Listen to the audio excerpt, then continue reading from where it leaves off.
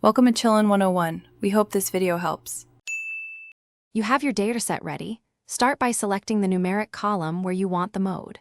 Once selected, convert that range into an Excel table so formulas adapt as you change rows. Make sure duplicates are actual duplicates and not different text variants. Use trim and clean if needed. If any cells are blank or text, filter them out or paste values into a new column.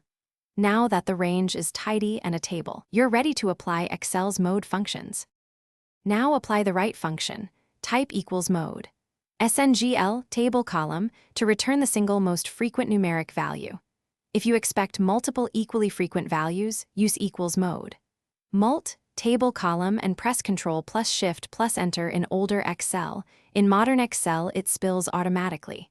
For text modes or grouped modes, combine countifs with max and filter, or build a pivot table to show frequency counts sorted by descending order. Once done, verify results by sorting or conditional formatting to highlight frequency. Finish by validating the mode. Create a quick pivot table of counts or add a helper column equals countif, table column at column, and sort to confirm the highest count.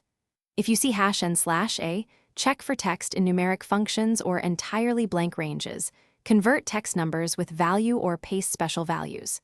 If mode returns a single value but you expected multiple, use mode. Mult or inspect ties with countif. One key troubleshooting tip: remove invisible characters and ensure the table reference covers all data. Thanks for watching. Consider subscribing if we helped you.